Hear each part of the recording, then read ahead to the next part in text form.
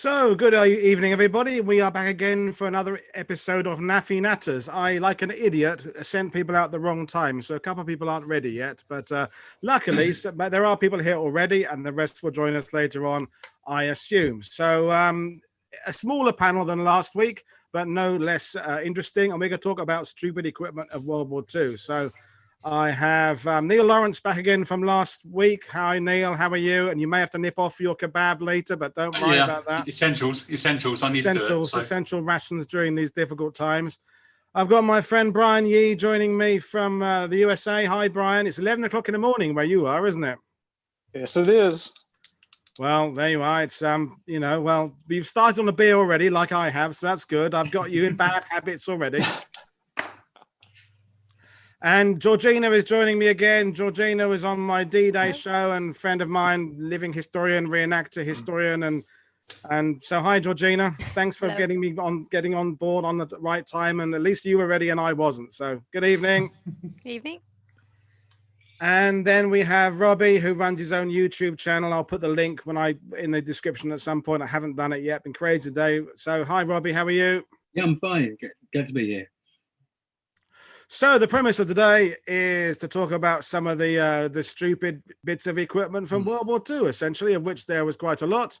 And stupid can be in both ways. It can be stupid, completely stupid and bizarre and illogical, and stupid but actually function. The stupid doesn't have to be, inefficient. There can be stupid things that work very well. So we're going to start with Brian because someone's going to go first. And Brian is proposing a bit of equipment that us Brits, we all know it from the Dad's Army clip. So your bit of equipment is what, Brian? Well, let me start with the story first. Sure. Okay, when I was watching the video on the movies, and there was a comment about how the Yanks are always late to the party, World War I, World War II. So immediately I started thinking, when you asked me on board, I said, what would work here? So I immediately thought of the movie Darkest Hour, where poor Winston's sitting in the war room, that little room with a phone on the table, nice and sparse. He's on the line with Franklin, pleading with him to join the party. So I got to thinking, how would Winston get Franklin to change his mind and really get to the party as soon as possible? He says, I got it. I think I'll leak the test of this thing, which I'll share an image of it. I got a couple of images ready just to okay, great. So there's one, and you can explain what it is. Well, essentially it is I would call it a failed artillery piece, or a last ditch effort to it was actually a great effort to get us over there to help you guys out. Essentially, it was a propelled wheels rockets with a explosive charge in the middle. And what I used to do when I was a kid, this looked like something that the Chinese army would develop, not the British. Okay, because I had a small version of these that we used to play with. We'd light them up, shoot them across, try to get them to where they're supposed to go, and they never do. So this is just a huge version of that with about, what was it, 40 kilos of explosive in there? It was something crazy, yeah. Yeah, it was huge. So I'm just sitting here thinking, I said, you know what? You launch a few of these things off a barge, or however way you want to do it, and you get a bunch of MG42s up there with a high rate of fire, and I don't know who's going to be near this thing, but they're going to be able to take out quite a few individuals just shooting at this thing. Yeah. So I just thought that this was insane to see this. And I also saw the tests on this, and it's fluttering around the beach and and actually reversing direction and heading back to its place of origin. So I had to include this one. Well, I'll let the others, and good evening, Gareth, and good evening, Charlie, and my mistake for getting the time wrong. It's the first time I've done that. I'm 3-4 months into it. First time I've done that. So bear with me. We're talking about the silly Catherine Wheel bizarre drum thing. Now my little take on this is that anyone can go online and look this thing up, and you can find the test footage of it rolling up and down the beach. And then there was also a Dad's Army episode. And if there's anyone out there who doesn't know what Dad's Army is, perhaps the other side of Atlantic, our long-running 1960s, 70s TV comedy series about a British Home Guard platoon. There's an episode that features one of these devices. But the thing is, the real footage is funnier than the footage they made up for the show. The real footage is hilarious. With the dog. Yeah, and I was doing some research as well, and I don't know what you found, Brian, but some people suggest that it was deliberately set up to fail, so the Germans could see this, to think that our technology was really crap, and that they wouldn't have any faith in our British Army. To me, that sounds like someone inventing a reason for why something so shit was filmed. I don't know, but that's what I was reading today, that it was actually a deliberate thing by the British to give a bad bit of equipment away to the Germans, so they would go, "Oh, these British and their crazy ideas with the Catherine wheels." But what's your take on? Because now you're with us, Gareth. What's your armor guy? It worked. What's your take on that? I read the same. Funny enough, I grabbed some photos for some of the stuff I might talk about in a bit, Paul. And I grabbed the Panda Drum down because it sort of leads on to funnies, doesn't it? It does, doesn't it? Yeah. And certainly everything I read suggested it was meant to be a bluff, but I have absolutely no idea. It's a very expensive, elaborate bluff of its stuff. Yeah, it's a maybe. And it's so wonderfully British that I just don't believe it is a bluff. Yeah, that's my take on it. I mean, it definitely counts as a stupid bit of equipment. And, in case anyone's wondering what the point was, I mean, as Brian explained, you kind of meant to let them kind of run off landing craft and go up invasion beaches and clear the enemy. But to me, it strikes me as being something that is more dangerous to the user, or equally dangerous to the user as it is the enemy. And, Gareth being British Army, you don't want to give soldiers things that are dangerous to them, because they hurt themselves. And it was just the slightest bump, and it's just going to veer off in goodness knows what direction. I mean, okay, the argument is it might vaguely hit some wire or some defenses and blow it up, but no, it's wonderfully mad, isn't it? It's brilliantly bonkers. I mean, to me, it's a separate subject, but I think it also goes hand in hand with the rocket firing landing craft on D-Day that was supposed to send the rockets, and which is a wonderful idea in practice. But rockets, which are basically fireworks, you can't aim them. And when you've got a boat doing that on a sea, as it was on D-Day, the rockets are either going to land too short in the water or too far in the land. And that's exactly what happened. It was this pyrotechnic display with all these GIs in landing craft watching these thousands of rockets go whoosh, whoosh, whoosh, whoosh, whoosh. Then watch them all go splash, splash, splash as they failed to make it to the beach. So, fireworks and accuracy, it's always a complicated issue. Was there ever any record as to how many they were planning to deploy? Not that I found, no. Because I think we did like 20,000 of them. Everyone needs to run. Yeah, I mean, I think it's one of those ideas that probably sounded really good when someone had it on the drawing board. Yeah. And then when you take it off the drawing board, people just go, no, that's just silly. Which is exactly what we want to be talking about tonight, because stupid equipment. And, just before we get into the details, as a panel, do you think, it's a more philosophical question, do you think some of our stupid ideas, and our meaning any army facing war, are born out of desperation? Just that, there's a war to be won and we're just desperately trying to think of new ways of doing it. And so during that process, stupid ideas come up because, we're backs against the wall. I think there's no wrong answers though, is there? Because until you've made it, tested it and tried it on the battlefield, will it work? Is it going to be useful? Yeah. It's, you get all these crackpot ideas, but, unless someone actually goes out and makes one and flings it at a defensive wall, you're never going to know, are you? It's like, look at the bouncing bomb. They thought that was a crackpot idea, didn't they? And it worked perfectly. The dam busting bomb, Yeah. I mean, it's the same with the tank, isn't it? The tank's exactly the same. I mean, at the time, it seemed crazy.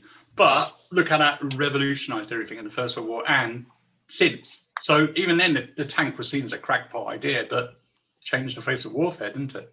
Yeah, and none of it's daft until it fails, is it? No, yeah.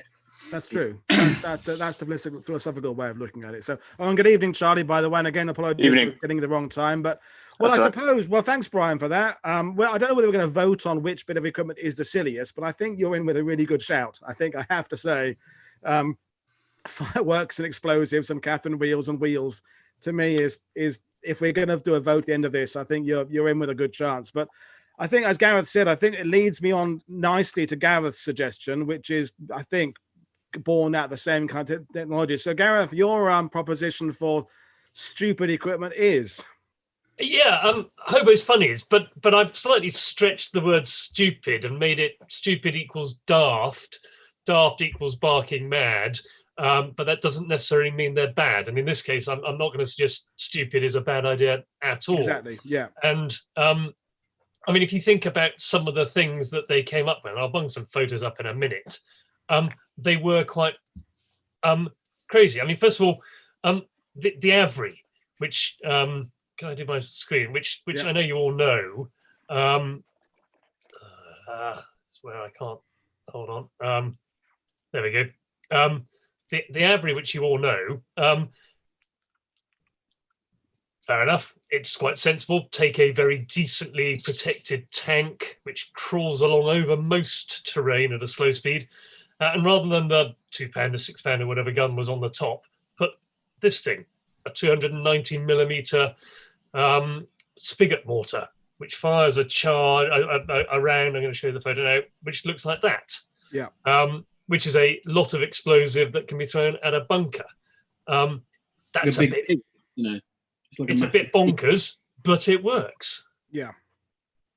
So that's the start point, and then it gets into the, well, hold on, we've got this Churchill tank. It can go over most terrain quite well. It's been used in North Africa. At the end of it, it's been used in Italy, so we know how it can do. Well, it does get off the beach at Dieppe. I know it then has some problems, but they do get off the beach at Dieppe, so we know it can, to some extent, cope with beaches and shingle. And so we then use it to as a basis for a whole heap of other stuff. The bobbin, laying trackway. And, you know, is it that clever? Is it that daft? Well, no, maybe not. But somebody had to come up with the idea of putting that slightly bonkers bobbin roll of trackway on the top of a tank. The fascine, we haven't used the fascine since 1917 or maybe early 1918, because by the end of 18 we go for cribs instead in the Amiens and then beyond, and the fascine comes back in, and old technology works. Some of the British Army and I see other modern armies still use fascines. They're made of it's man-made. You know, they're sort of plastic tubes, big drain pipes, so slightly flexible, which weigh a ton, but it's the same principle. And this is just an excuse to show my favourite photo of a Churchill about to have a very nasty landing, because that fascine that it's laid has missed. Yeah. And you can just imagine that the experience of the crew inside that is going to, yeah. You can hear the expletives from here, can't you? Yeah. Oh, yes. And just a couple more, if I may. I mean, you've seen the crocodile. I'm not going to show that.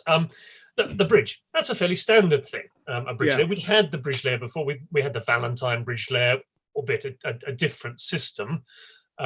Scissors. But let's take this a step further. The arc. And I think it's arc with a C, which then got corrupted to a K. But does that mean you should call it with a C? Doesn't matter. What again, crazy idea. It's almost sacrificial. And this reminds me of the bridge over the canal at Masnier in Cambrai, where the tank Flying Fox tried to cross the bridge, fell through the bridge onto the ground and into the canal. So when they came to build another bridge over the canal a few days later, they just left the tank as the foundation and built the bridge above it. I don't know if that was the inspiration for this, but you know, it make the tank the bridge itself. Don't make it a bridge layer. And there's one there in going up your standard coastal defence. And there's a double arc in Italy. Oh, that's one nice. over the top. And I've got one final crazy thing, stupid thing, and this is probably heading more into the stupid, not so useful. It could be useful. That little bad boy, the Canal Defence Light. Yes. Yes. And in there, is that a Lee or a Grant? It doesn't really matter. And we have some Matilda version in there. Behind that slit is a very, very powerful light. It has a couple of filters. I think they use blue and orange, as well as white. Canal Defence Light, there's some suggestion that the name came about because it was going to defend the Suez Canal. The other suggestion is it was a code name to try and disguise its real purpose. I have always wondered. Yeah, its two main purposes are: one, shine a very bright light at the place we're trying to get to so we can see where we're going in the night. Second, dazzle blind the enemy. Does get used around Rhine Crossing. Is it 41 RTR? I can't remember. Use them. It was 11 RTR, I think it is actually. But other than that, they don't get used a huge amount. They were going to be shipped off. They were shipped off to the Far East after VE Day. They got as far as India, and VJ Day came around before they got there. So those are my stupid, this stupid, crazy, daft, but in many cases actually really quite a good answer offerings for you, Paul. No, I think so, and I think what's interesting is that they're stupid, but they work. But you have to wonder, with the budgetary constraints of the British Army in 42, 43, putting money into things that are completely experimental like that, you can understand there would have been lots of bean counters going, no, let's just make more of stuff we've got already, because there's a lot of money being invested in this that they would argue could have been better spent elsewhere. What's your take on that? Not my area of expertise, don't know, Paul. But I mean, there is money flowing around in wartime that isn't there in peacetime, as we saw, the 30s. We all know that the army didn't get a great deal spent on it for understandable reasons, perhaps.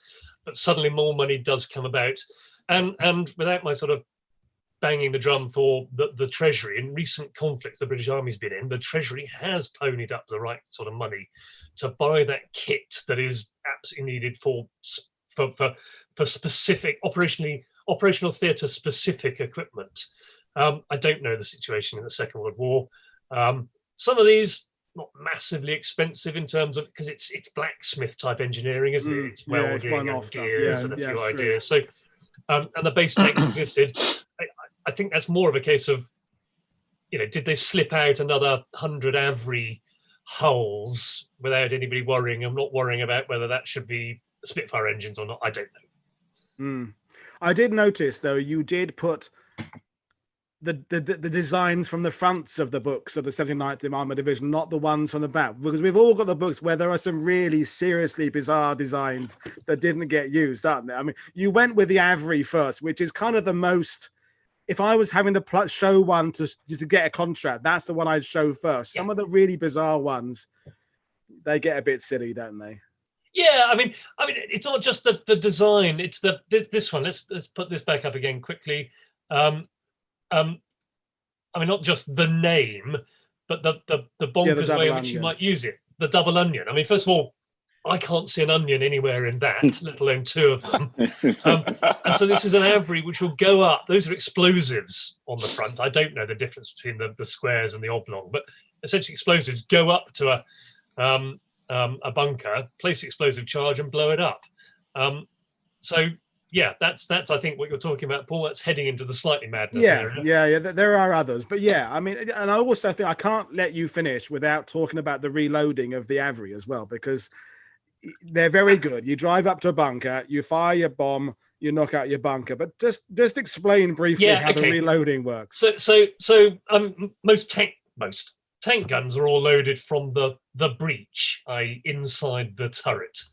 Mortars, I know there are breech loading mortars, but traditionally mortars are loaded from the muzzle end. Yeah. You put the projectile in and it hits the pin, the spigot at the far end, and that fires it out.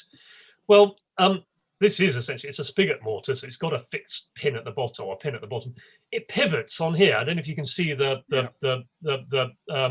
trunnion there, the pivot. And so the whole thing, the whole gun pivots up in the air. So essentially the breech end is below, and the second driver opens his hatch, pushes one of those rounds in, closes the breech, and then they pivot it back down again. So it is reloaded from within the tank just about. It's Just not about, reloaded yeah. I from think the the just muzzle about end. bit, yeah. It's not a muzzle loader, but it ain't far removed from that. But yeah, you're opening your hatch in the beach and sticking your arms out and all that. That's all a little bit dicey. But it's a very good way to get us off and start up, because yeah, it's bizarre, but it worked. And I think that's when we was looking for my own ideas of things. A lot of the stupid things I was looking at, they actually worked though. Because I guess lots of really stupid stuff, images never got released because they go, no, you can't even show that to anybody. It just got there was lots of designs probably sitting at the bottom of waste paper bins in World War II that have people just, they've been working in office for hours and hours, and it was their last design of the day, and they thought, oh god, no, I'm not showing that to anybody. But yeah, no, the funnies is a good way of starting us off, and that's well, going after Brian's explosive. And I suppose we're going to come back to tanks later on with Charlie's option in a minute, but we'll let's do something different now. We'll come back to tanks later on. And Neil, I'm particularly interested in your choice because the Italian gear. Because for those who didn't watch last week, Neil is Mr. Italian World War II reenactor, collector. And when I said to you to nominate something Italian, you kind of said, well, all of it, really, didn't you? I mean, kind of, you know. Yeah, it was difficult because I could have done tons of stuff. There's so many bizarre things. I mean, I was debating about the webbing. I mean, we've discussed webbing and British webbing in the past, haven't we? So, and the Italian webbing is even more bizarre. I mean, in the First World War, they had a webbing system that kind of worked, and then they decided that actually we're going to throw one pouch away. So there's one pouch, and it's just ridiculous.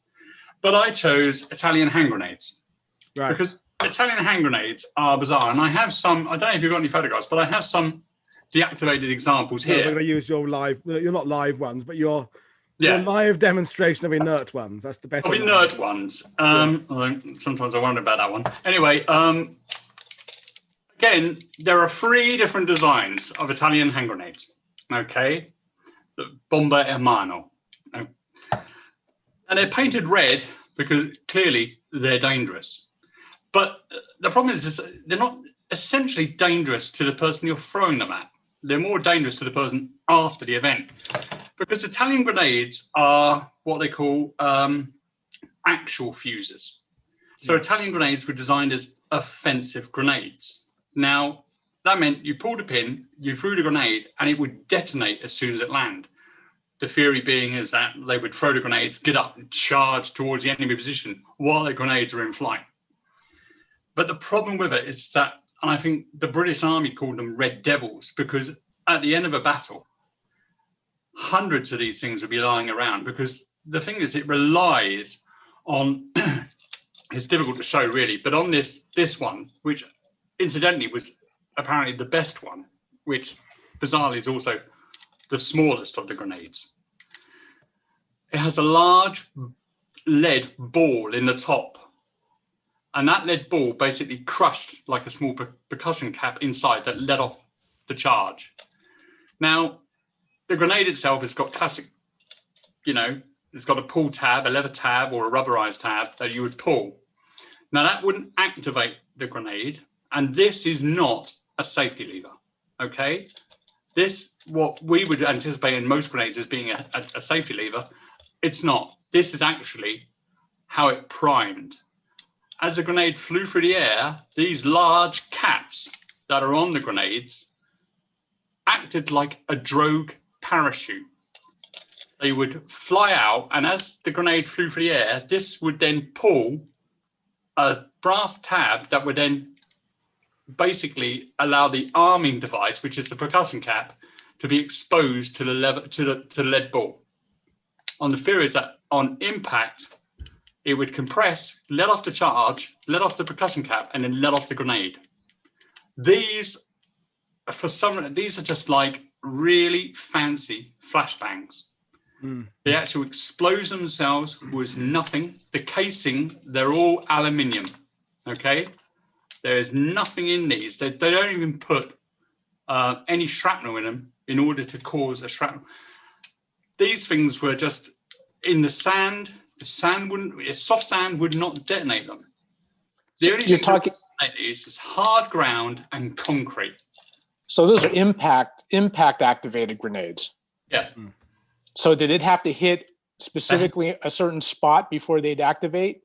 Well, Hence, this is the thing. all of the ones lying around. I think we're coming to a fatal flaw. If it landed on its side, it wouldn't go off. Okay, that's It what I would was be getting much at. better if it hit it actually where the lead ball was, which is kind of the theory of the weight would make it turn and land. But there's a fantastic account in a book by Mario Riorni Stern, which is Sergeant and Snow, where they actually say, right, we need to retreat, grab some grenades, where they actually say, grab some grenades, but for God's sake, leave these ones behind. All right. They even say, don't take those, they're rubbish. Okay. There's an account where they're throwing grenades at Russians attacking them in order to defend themselves, and they're throwing them into snow, and they just go plop. So for a design, it's a grenade that can't be used as a defensive weapon. It has a very limited value as an offensive weapon, and such a complicated way of arming itself. The thing is that there are funny or bizarre designs that work. This is a bizarre design that didn't work and was issued. So when did they come into service? Because I mean, Italians were fighting before other armies were in the 20s and 30s. When did they come into service, these, and how did they not notice they were shit? You know, they noticed they were shit quite early on. They had 3 companies, they're all tendered, make us a grenade. All 3 companies, which is OTO, SCRM, and Breda. Breda was a company that used to make trains. They then got into the arms market and had a go at everything. They're all Model 35s. All 3 were asked to design a grenade, and when they were all tested, they all kind of said, well, they all work the same. Let's give them all a contract. Right. And so every single company, and so you could be supplied with all sorts of different grenades. They tried to improve them, and the way they tried to improve, initially this grenade was half keep deck. them in the boxes. Yeah, keep them in the boxes. And I've got boxes as well.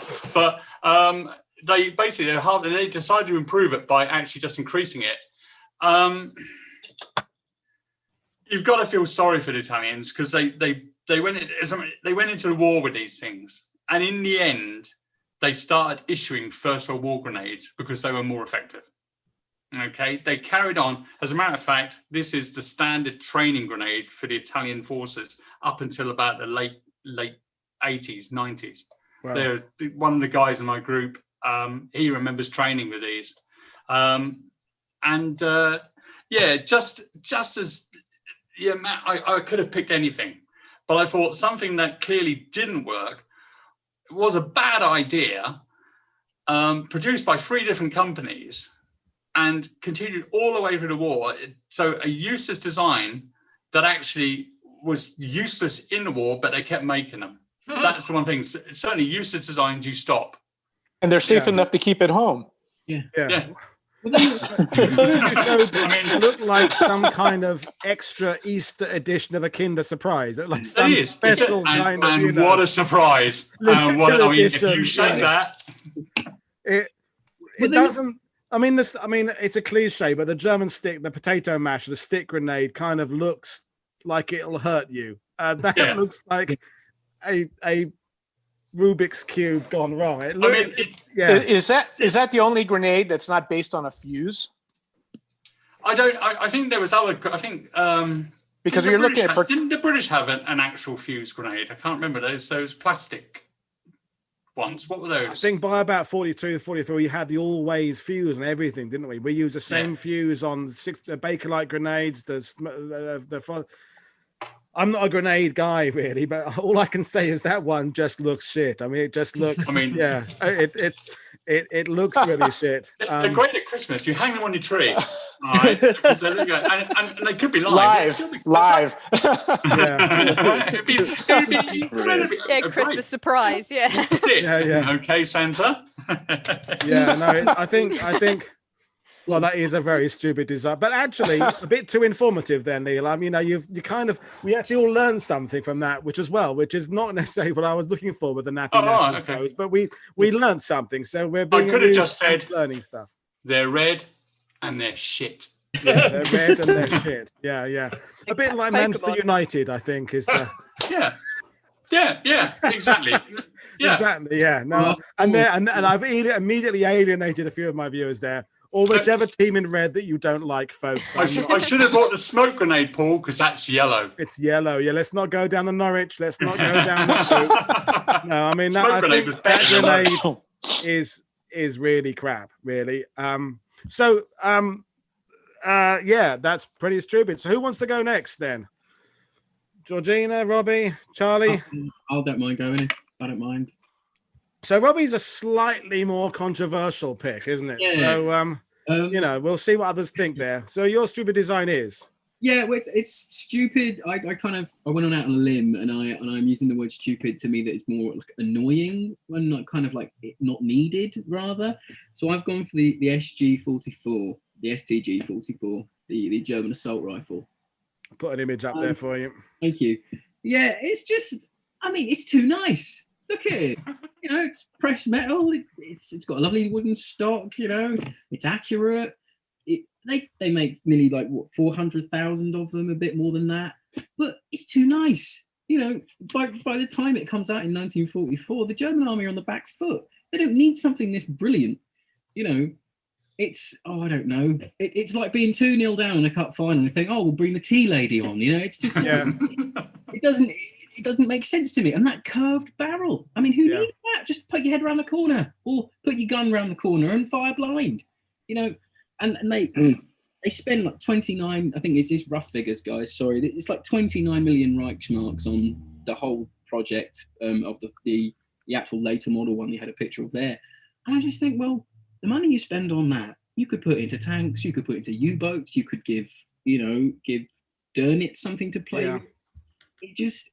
It doesn't make sense. For me, it's always been a weapon that a victorious nation would create as a show of strength kind of thing. Like, we won the war, look at us, we're brilliant. Oh, look, we've got this brand new automatic rifle that we're giving everybody. In a world of bolt action rifles and submachine guns, I just think the Germans are probably 5 years maybe out of 5 years. Well, that's the German equipment argument in a nutshell, isn't it? In that you take, and this is James Holland's argument, when you take the German respirator tin with its sprung hinge lid and its lying and the fluted steel, we've all seen him in the movies, and the leather strap and the canvas bit, the hat's there and the brass bit there, and we British just carried our respirators around in a canvas bag that cost threepence. It's that and you're absolutely right. When you're winning a war, sure, have your exciting designs, but when you're losing, it's like simple works, and the Sten gun by comparison, which isn't the shit weapon everyone says it is, and the bouncing along is well, it's not great. No, it's not great. It's a stench gun. But it does what it's supposed to do, doesn't it, the Sten? And it was when it works. It's £5 a pop, in our money. It's kind of like it Sten gun does what it needs to do, and it's quicker to make. Doesn't need when it doesn't jam. Yeah. You see, that's a myth, though, isn't it? It causes more damage throwing it to him. But the late war versions with the stock on and the grip that they a lot of them take off, that's perfectly fine. That does the job. That's being used in Korea.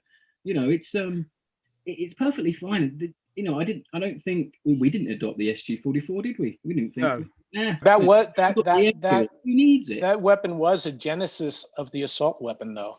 Of course. Well, you see, that's the hotly debated myth. And I again was doing my research today, and there are equal number of websites that say the AK-47 is directly copied on the STG-44. I think it wasn't. So I think it was prompted by it, though. It was copied. Yeah. It was like reverse engineered. But there were other designs earlier to the STG-44. Well, I'm not the weapons guy, but apparently the weapons people say that the AK-47 takes more from the M1 Garand than it does the STG-44. That was one of the things I read today. And Oh, and by the way, Richard Fisher is gas telling us system. that the British did have impact grenades, the number 76 SIP grenade exploded on impact, and the 73s. That's what I was thinking. Those ones. Yeah, I bet. Yeah, that. But that I don't know what the truth is about the. I mean, certainly they look very similar. You know, if you look at let's look at for those of let's put the image up of the STG-42 again. I'll put the one with the curb out. It does look a bit like an AK-47, but if you compare the actions, the bolts, the gas operation of it, it is very, very different to AK-47. Yeah, completely separate designs, completely separate. The Russians were designing their own thing roughly at the same time the Germans were dabbling with this, so they kind of, it's unfair. The Russians had the AK-47 takes no influence from. No, they just simply look visually the same, and they do fulfill that need, I suppose, as a hybrid between submachine guns and rifles. But they just don't create enough of them as well. There's not enough on the battlefield to do any sort of damage. 6 million USHs throughout the entire. Those were mostly used on the Eastern Front first, weren't they? Yeah, I think they were actually from my research. But it's interesting. What's really interesting about the STG is that it has the same debilitating flaw as our current M16s do, because they both have their recoil springs that go into the stock. You break the stock off, the gun is useless. Even today. Oh. Yeah, that's interesting. Yeah, it would take some breaking, though, wouldn't it? Oh, yeah. Well, you take an M1 and smack somebody. Squaddies, isn't it? Squaddies can break any shit, can't they? That's true, yeah. Okay, that's an exception. M16, didn't it? Quite easily. I will tell you the story one day about how I saw a group of East End London kids break a 25-pounder. Oh my God. Dumb story, but we was talking, there was a clonk. And we're talking about extraordinary circumstances, but generally speaking, because I'm very much into the weapons. I have a lot of AR-15s, and I see what the flaws are. And then the STG also, when you have the recoil spring going all the way in the stock, once you break that stock, it's over. I mean, I had an STG years ago when the activated version, but it was field triple pre-96, and it was beautifully made. I mean, fantastic. I mean, it's stamped. It's rudimentary, but it was. You could see that. Exactly what we were saying is that. It was kind of a bit too fancy for what they really needed. Yeah. And you look at the Volksgewehr they make. I mean, that's like tin and wood, but you can see that if they could refine that a bit more, maybe that was the route to go in. I don't think it's the monetary side of it and everything else. For me, just was never, it wasn't needed. And they create this infrared scope for it as well. And it's like, brilliant, well done, but you don't need that sort of thing. Maybe for an elite division or something, but standard troop just doesn't need it. I think we're also entering into that whole thing that Hitler was a sucker for the latest gadget, wasn't he? I mean, the Wunderwaffe.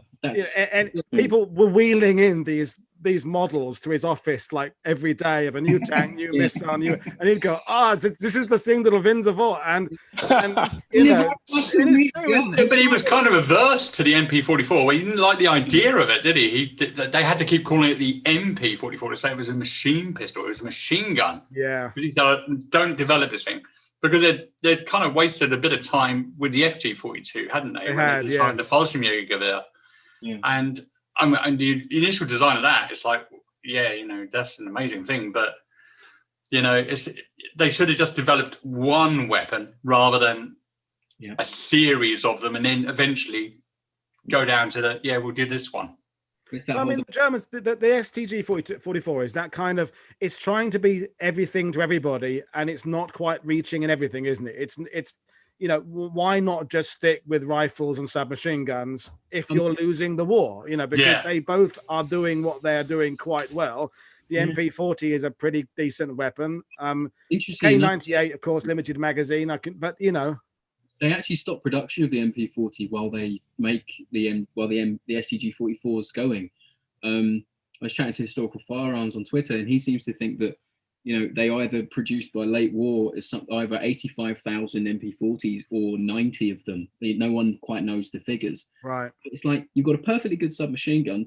Everyone else that you're fighting has a perfectly good submachine gun that they're producing in high numbers.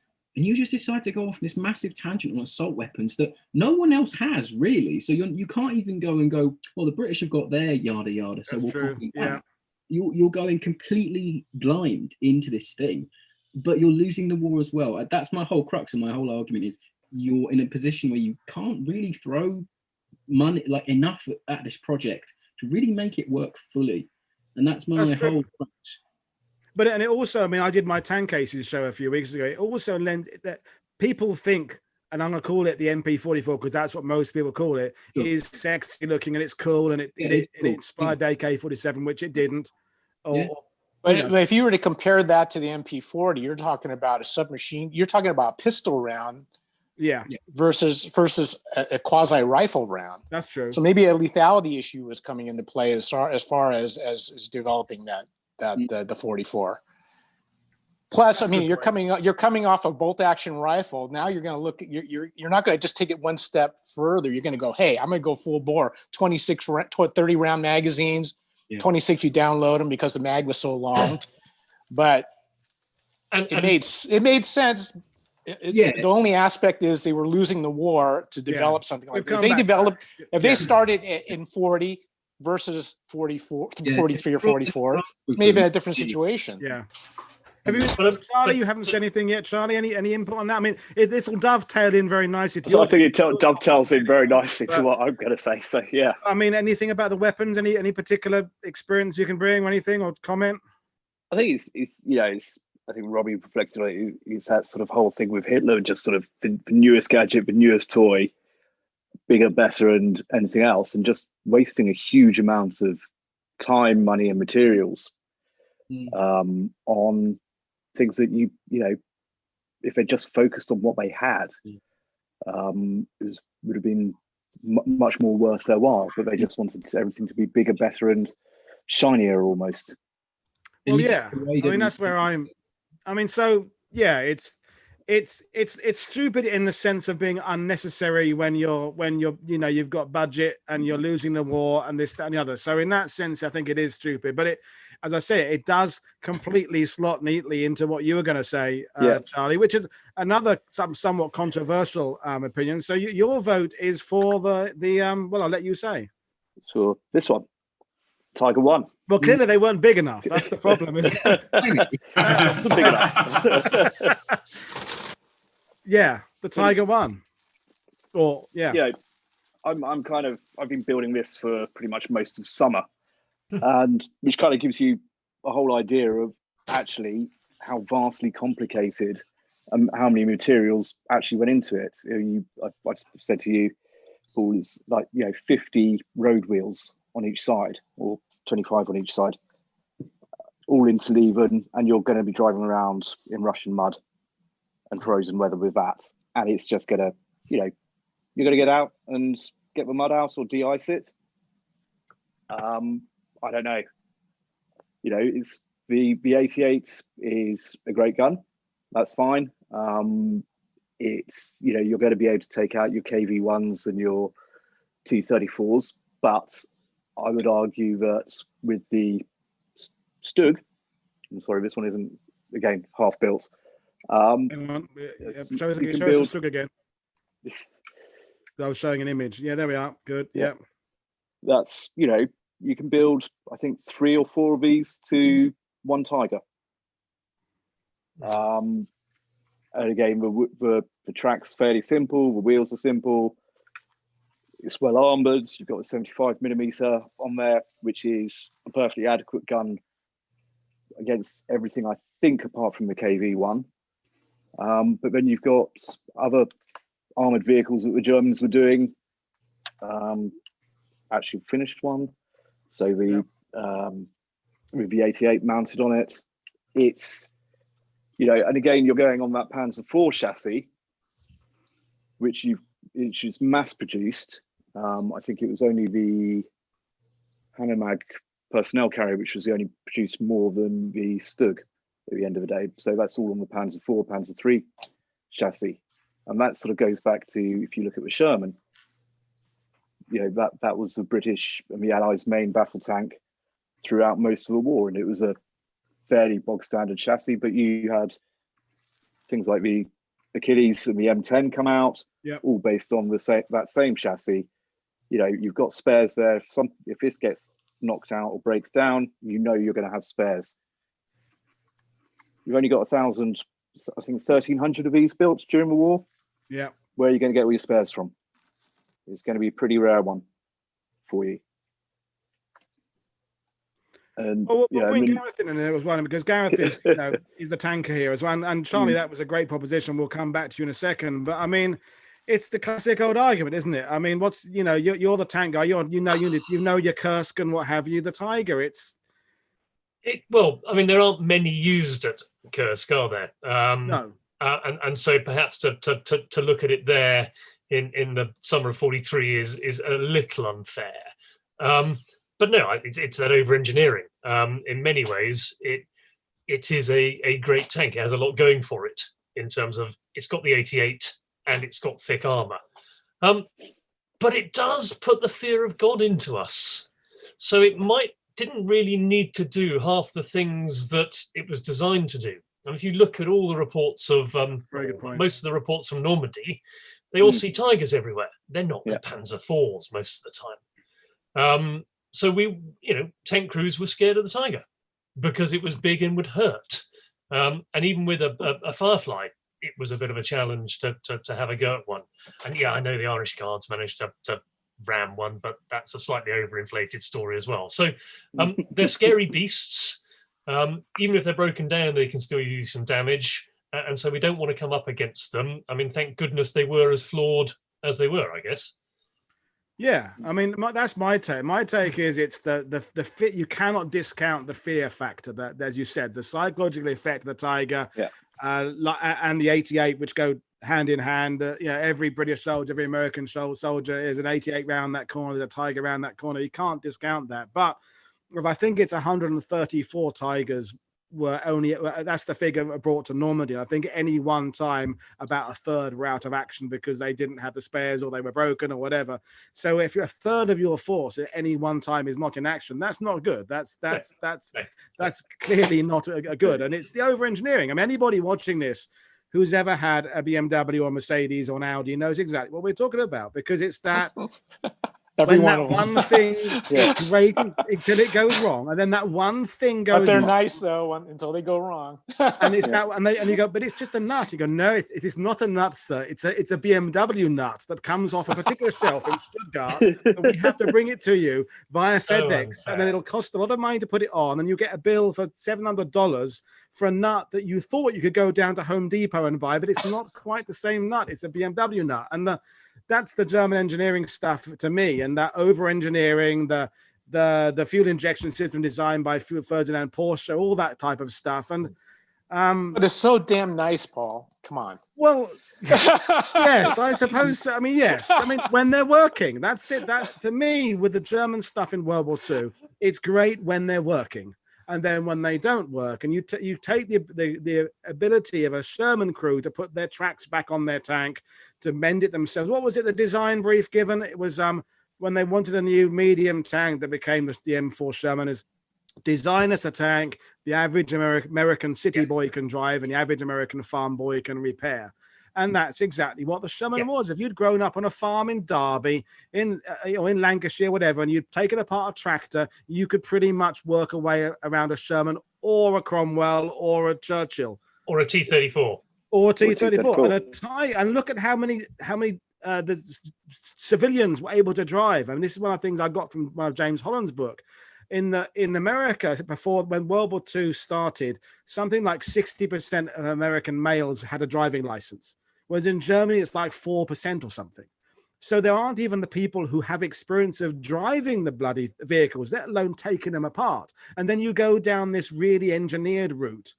It's a recipe for disaster, really. I mean, Charlie, I mean, you mentioned the and you mentioned the Cromwell and the T-34, and that's all on the Christie chassis, and that's pretty much we see that.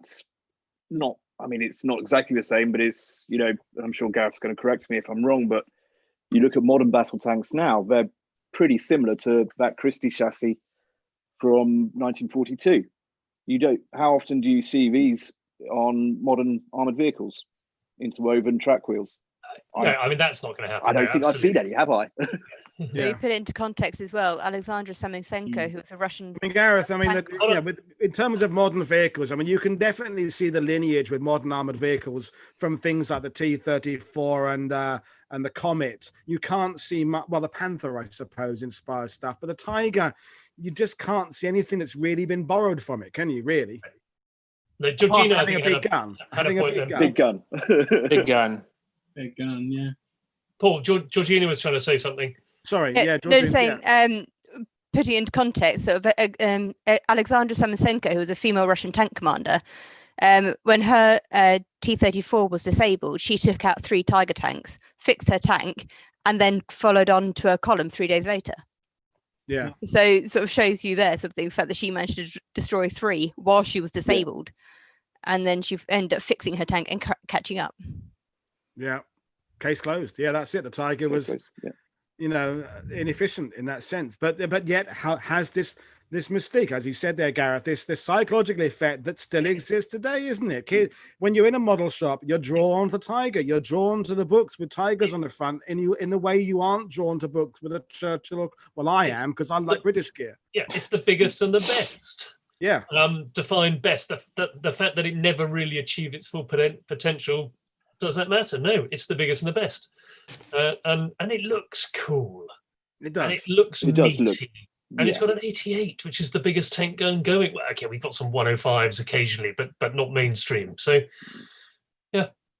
If you're playing top trumps with World War II, the STG-44, the Tiger tank win, don't they? Because everything, if we read across on the list, bigger gun, thicker armor, generally we win. But yeah, in practicality, using the things, fueling it. Me, Colin, and the guys were driving around. We were doing blue coat stuff the other day, and we were just driving around and realizing how few of the bridges are even wide enough for Tiger to go across. Forget about the weight. Just even physically, the roadway across these bridges. There were still bridges in Normandy where you have to wait one car at a time and the other car comes across. And the Germans, who had occupied Europe, must have known that there was a limit of bridges, and yet they still build these massively wide things. And how do they think they're going to get them across waterways? But that's to our benefit, isn't it? Narrow tracks. It is to our benefit. They had to put narrow tracks on them for transporting it by train and take off the outer road wheels.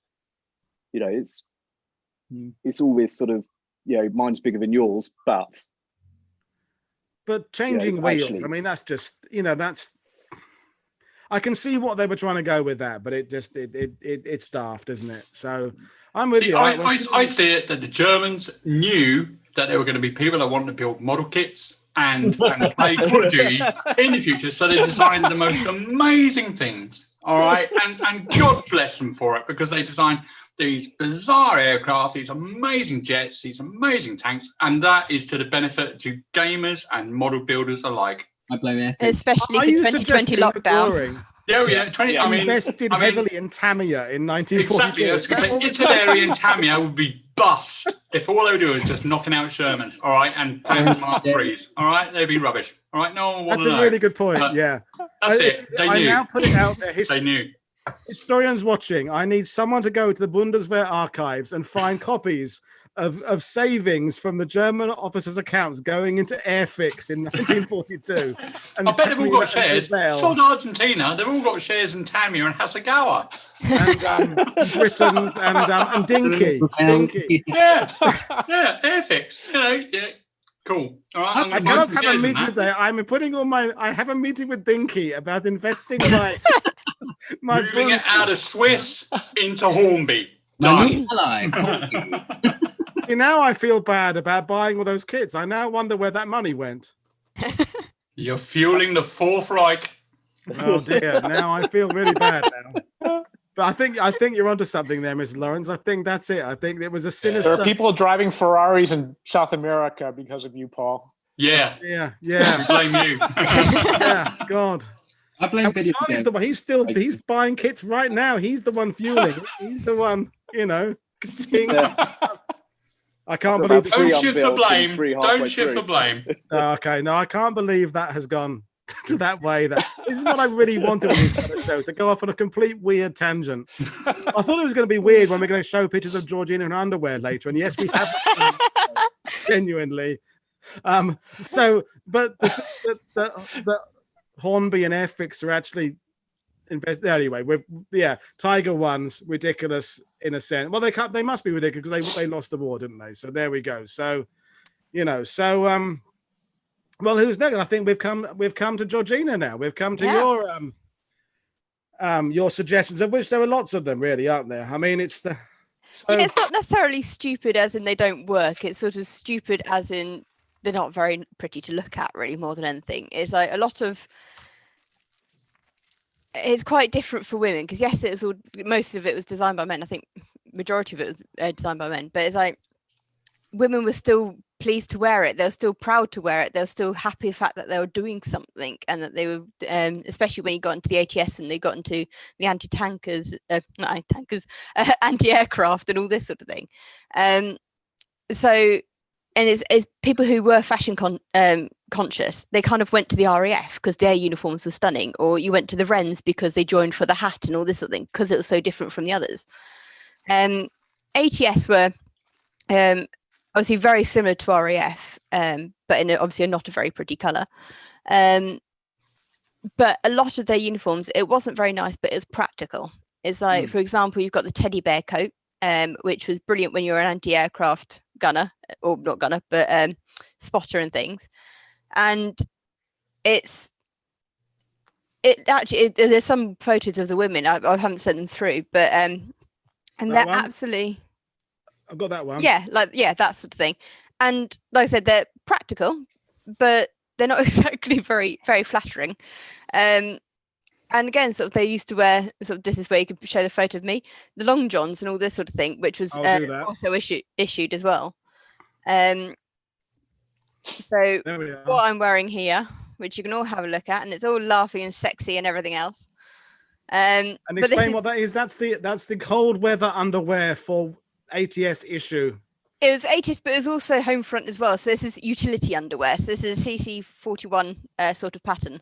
Lovely. And it's got sort of rubberized buttons down the front and a flap for the back. It's lovely, very sexy. There's another. I'll get the other photo. There's that one there. Equally, something. Yeah. Brave of you to wear, and you wore that in public for the benefit of 200 people, didn't you? I mean... Yeah, this was at an event a couple of years ago. So a couple of my friends, the Spitfires, they're a trio of singers, but they also do a fashion show. And I get roped in occasionally when one of them's pregnant and can't fit into the outfit. Right, okay.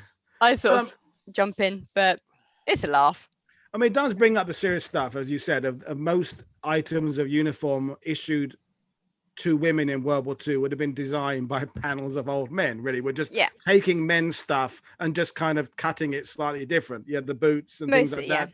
No real effort had been made to kind of feminize it anyway. And as you said, I think you made a very pertinent point, is the women who'd volunteered didn't care. They wanted to do their bit, do their stuff. And the fact it wasn't glamorous, because women will be inventive. They were finding ways of...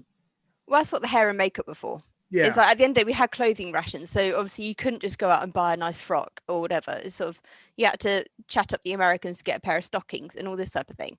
So that's where sort of the hair and makeup came into their own. That's where you get the fantastic design or styles of the hair. There was propaganda going about sort of with women, sort of beauty is your duty and things was a slogan. So things like having lipsticks, and you got the Ats handbag, especially for things like lipstick, because they used to wear, they used to stick their lipstick in their gas mask bag. So they tried to stop them doing that by issuing a handbag.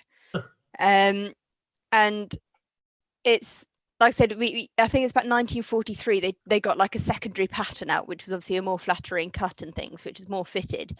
But again, sort of when you look at World War I, you had the wax sack, as it was known, and it was just literally a sack with a belt around the middle. But again, you got to look at sort of the times as well, sort of with women very rarely showed their legs, especially when you've got sort of the ATS PT shorts and everything else. They were quite short in comparison to what they were used to seeing. Sort of all skirts and things were below the knees. Whoa, look at that. Whoa. Those are in a style of culotte. So it looked like a skirt. When they were standing, it looked like a skirt. And you also had the very sexy knitted knickers to go with it as well. There we are. Well, Yeah. look at them, eh? Oh. Wow. Elasticated Airtex, and it's just Artex rather. But yeah, and it's like even when I was at school, I had bloody netball knickers and things like this. So it's one of these things that has just gone completely throughout history and things. Yeah. But it was the style of the time, and women didn't have very fitted outfits and things because it just wasn't done. But I've seen what they wear at the railway events. Women are always wearing fox furs and Yeah. Don't get me started. Don't Yeah, let's start on exactly. that Your one. strollers, yeah. Yeah, no, let's not They start would on have worn that. it if they were had it. all wearing Yeah. fur. They all had the hats with the net over the front. Didn't they? Don't tell me that's not true. Yep. But no, it's dear God. Yeah, I mean, it does bring up the serious idea of the fact of women and they're creating their own identity in World War II. And for those watching, we've got a serious World War II historians panel coming up next week with an all-female lineup to address some of the issues of the industry in World War II military history in terms of being a woman and what have you. But in the war, you know, with the war to win, there couldn't be panels of fashion houses coming in to design women's uniforms. So it was, like I said, so it depended. If obviously a lot of the time you got to pick and choose what you wanted to go into. It wasn't a case of, all right, you specialize in that, right? Yeah, you can do this. It was like if you're a clerk or anything like this, you could go into any service. And again, it's like one of the land girls that I met last year, Mrs. Cole. She was absolutely wonderful, and I did my first. Oh, you met her as well. It was at Chalk Valley. oh yes, indeed, yeah, that was a good time. And she was originally in Liverpool in a food canning factory, and she just wanted to do something a little bit different. So she joined the Land Army, and then she got sent down to Wiltshire. So it's like you could just literally go, oh, actually, I just want to do something a bit different, and just sign up to something else. And again, with land girls, you had the dungarees, which weren't exactly flattering, but it was practical. They even had pockets. But you had obviously the kind of number ones really for it, which was the corduroy britches and things, which so many land girls are so proud to have that. There were so many girls as well that was meant to be their light duty thing, so like feeding the chickens. But they would wear their corduroys all the time because they were so proud to have it. And again, because the Land Army stuff to me does seem the most practically designed of women's stuff from World War II. So the corduroy is hard wearing, the dungarees are practical. So there was more thought put into that perhaps than the ATS or Wrens, or was it just accidental that it ended up being more practical? I don't really know. I think land girls with sort of RAF and ATS and things, they were established before the war, and so were land girls, to be fair. But land girls were also established in World War One and then disbanded soon after World War One, so they had that idea already. And one of the girls that founded the Land Army, I think again it was a female that kind of founded it, so she had the practicality.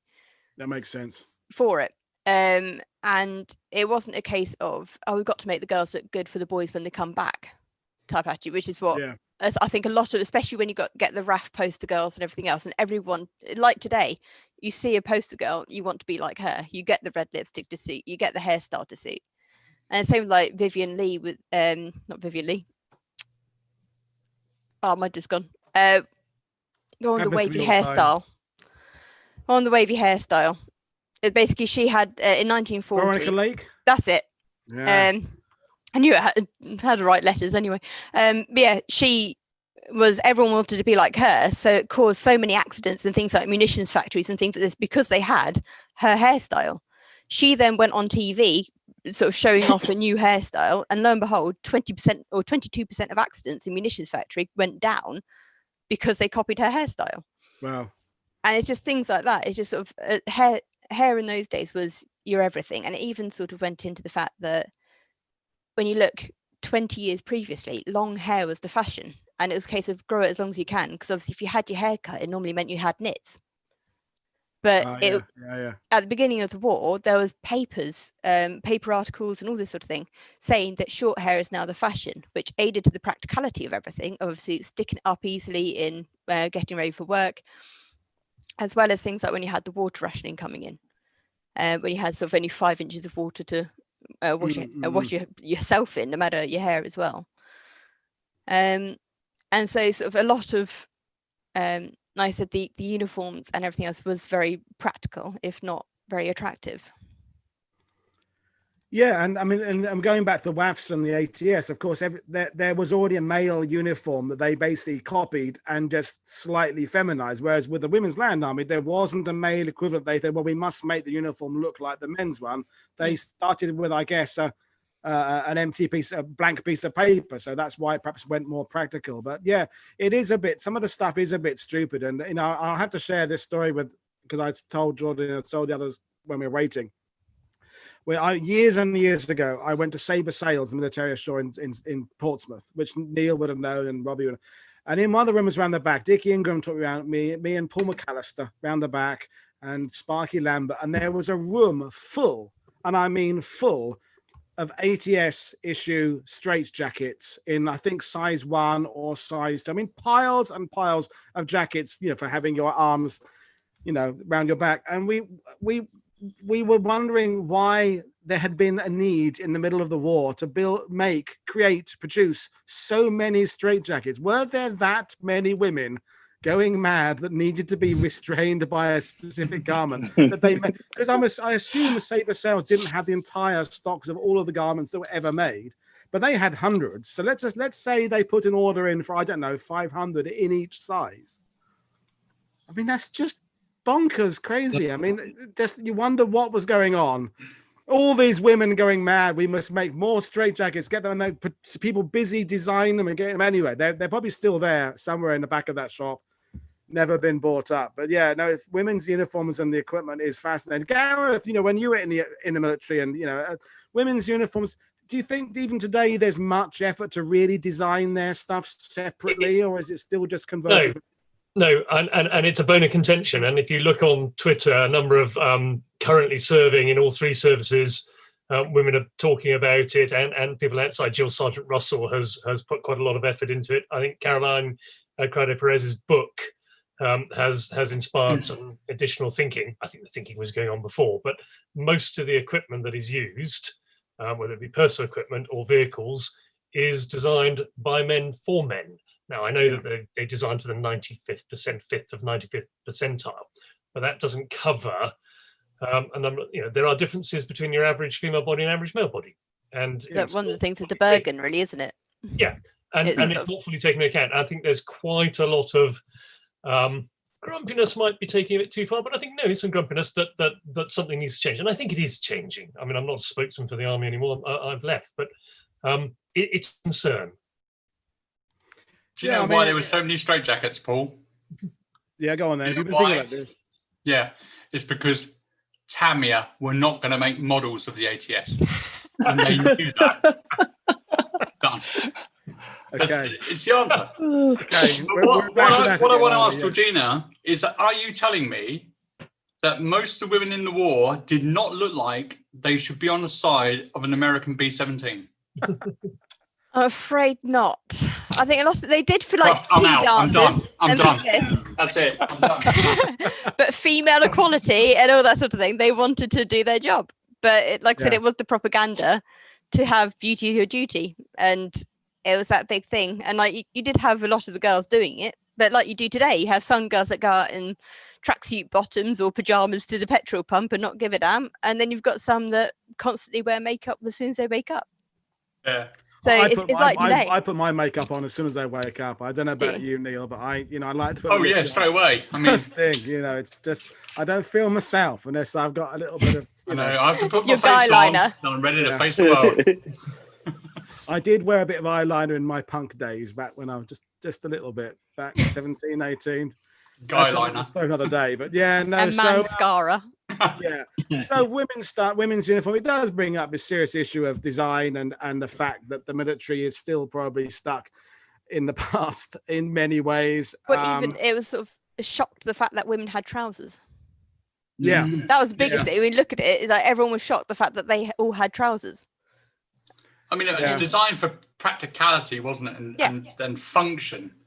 The trouble is that, you know, it is not designed for fashion. You know, it was designed to serve a purpose. But, you know, I understand. I can only attribute that because when I look at the Italian side of things, and I am more interested in the Italian side of things. I can't really speak for the British and Americans and even the Germans.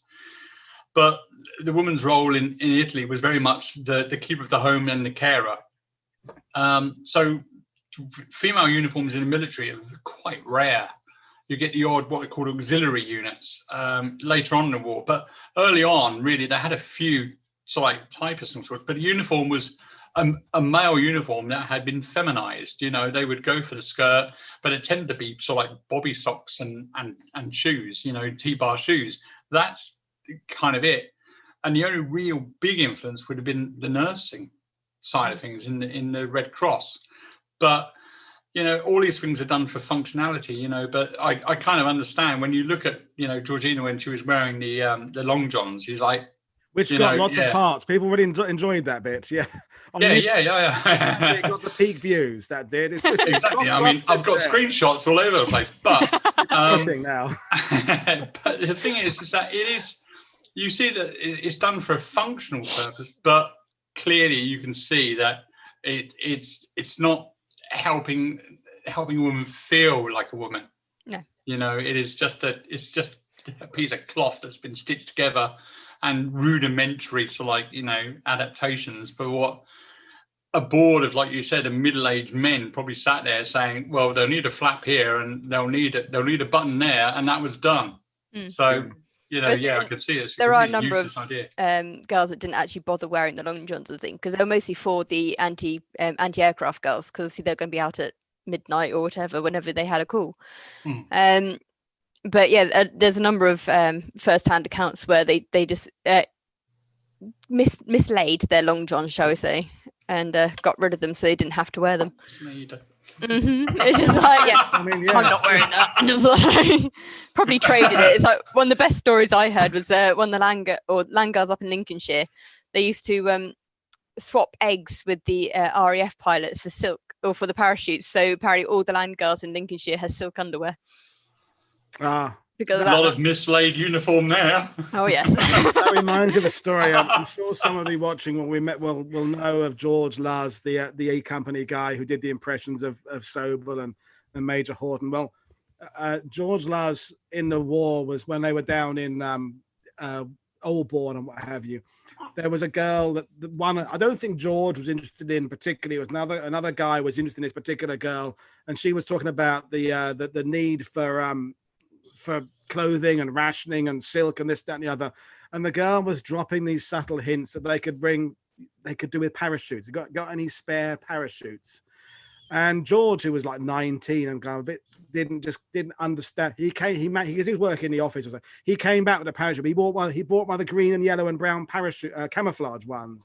And the girl was like, no, that's not what I want.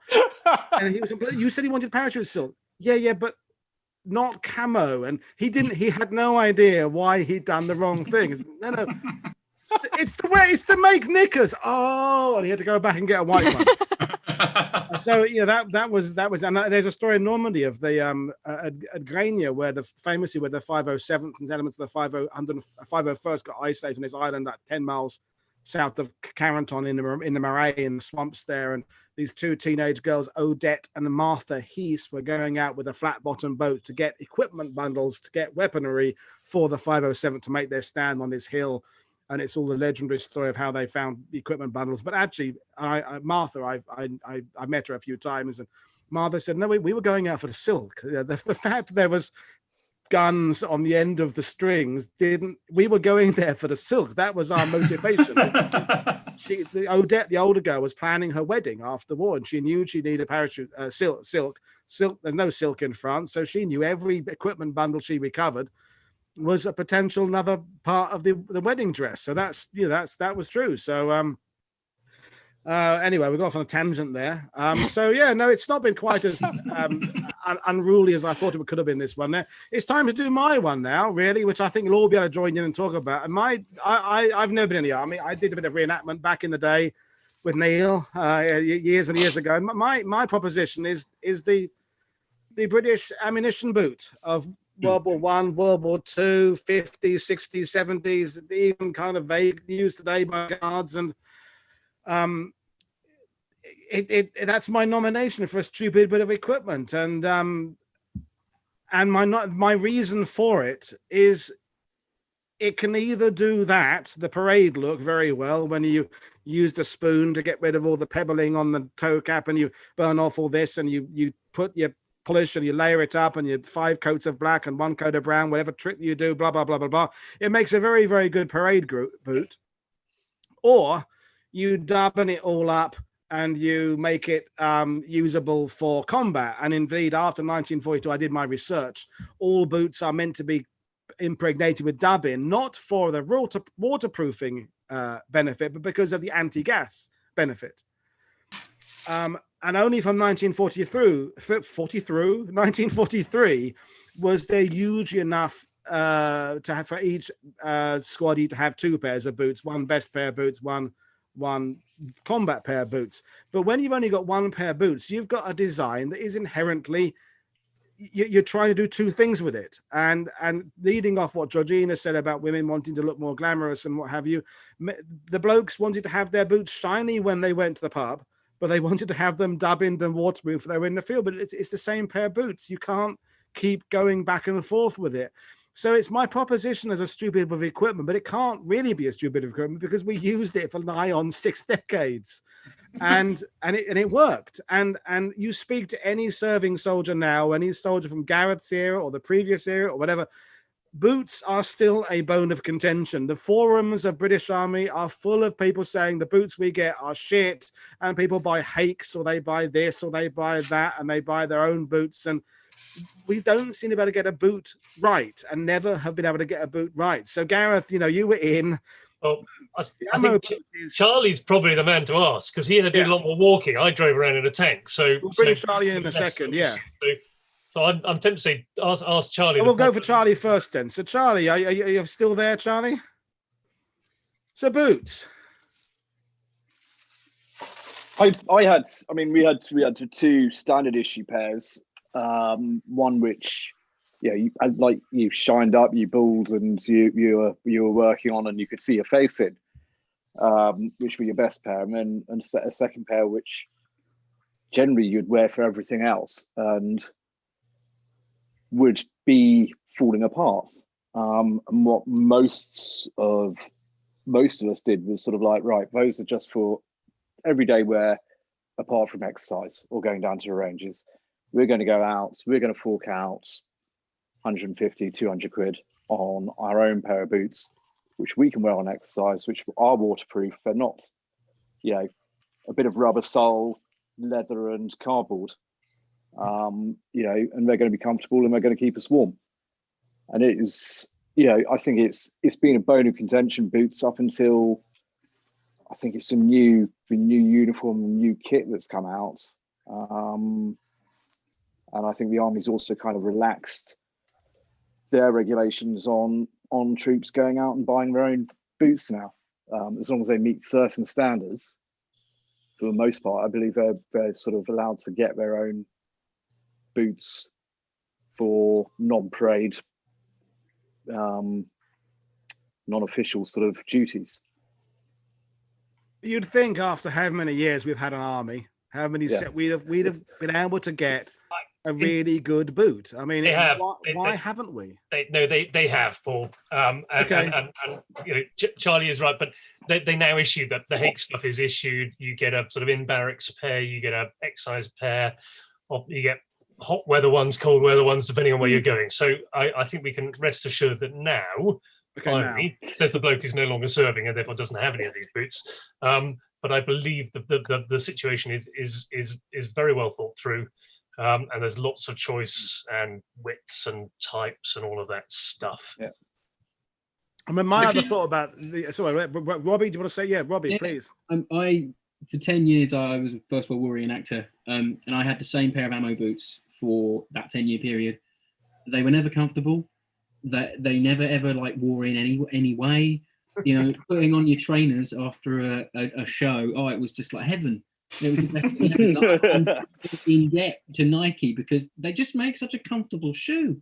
You know, whoever, like, you know, maybe Churchill, whoever should have tapped up Adidas pre-war and gone, look, can you make us some boots? Because, you know. Tapped up Hugo Boss. Why did It's nothing like going to war with Green Flash. I mean, and the whole Atlantic Wall business, because all that money Hitler spent at the Atlantic Wall, all he needed to do was put the same surface they put on supermarket floors across the beaches. And we never got off there because with hobnails, you just cannot. I remember as a reenactor, us having to like groups of 8 linking arms, holding onto a shopping trolley because you're moving across the floor like a strange eight-legged, because you cannot move. So, I mean, I can understand the practical. For those who don't know, the reason Hobnail, the ammo boot, has the I'll put the image up again. Or the reason they claim, I've lost the image again. I've deleted it, but they have the hobnails on the bottom. You can see the metal studs under there. It's to stop the leather wearing. It's to improve the longevity of the boots by making them hard wearing. And metal would do that, except they're noisy. So urban warfare becomes an issue because you can hear them, which sounds great when you're doing Trooping the Colour. Yeah, fantastic. You know. 4 companies of Scots Guards going across a parade ground, crunch, crunch, crunch. I mean, we all. To me, that's as a patriotic a sound as hearing, you know, the national anthem. But in combat, you know, when you're trying to fight through the streets of, you know, Caen or something, and you can crunch, crunch. Although, of course, the Germans had hobnails in their boots as well, but. You know, supermarket flooring. Supermarkets were a real peril to reenactors, and you hope the American reenactors would go in and get stuff for you in their comfortable rubber soled boots, the bastards. You know, go and get us 24 cans of beer, you bastards. Paved hills, just, you know, a group of Second World War reenactors just arse fit going down. You know, it's no wonder the Bedford QL was invented, so they could actually get to the top of the bloody thing. You know, so I hate them. I think they're rubbish. You know, they look great, but practicality, don't know, a bit contentious for me. Yeah, but you would have to.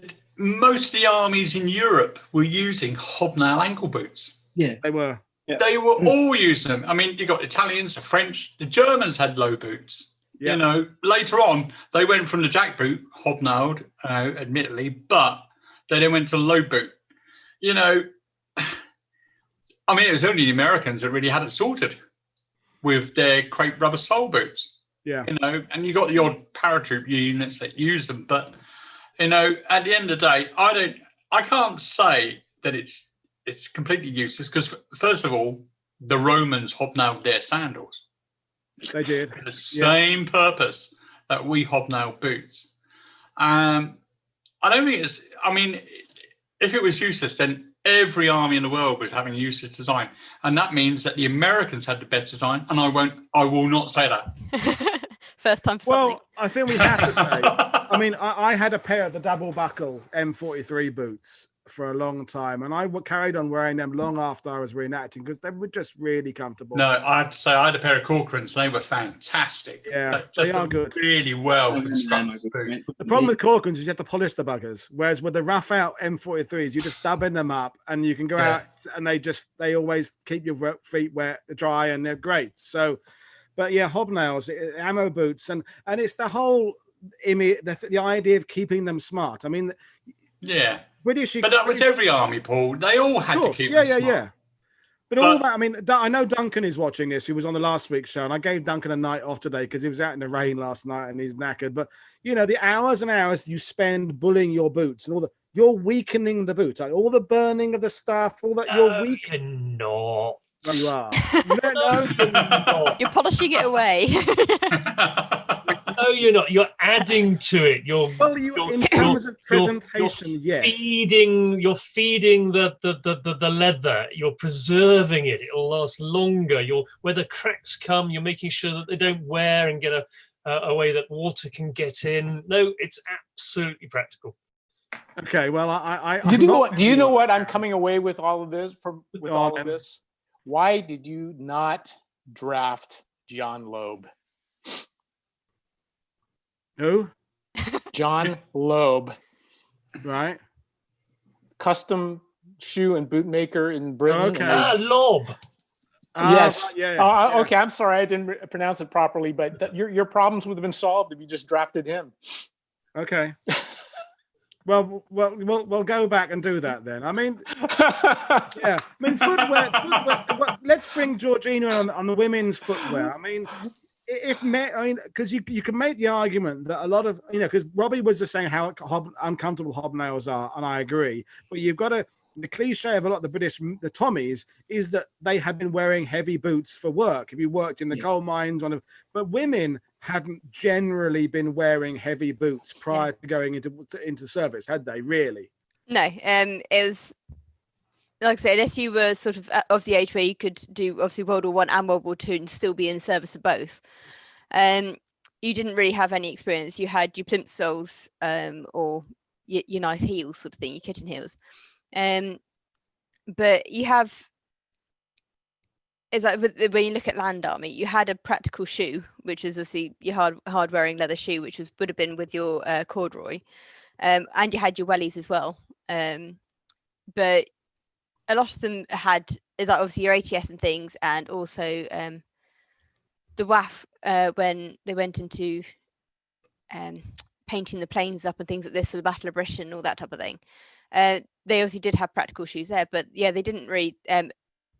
One of the things there, they didn't particularly hobnail them, so you just had sheet leather.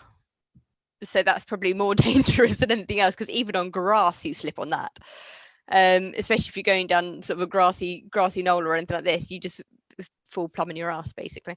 But yeah, it was one of the sort of learning curves and everything else, and it's one of the things I think with the Land Army that they had a bit of contention with, sort of thing.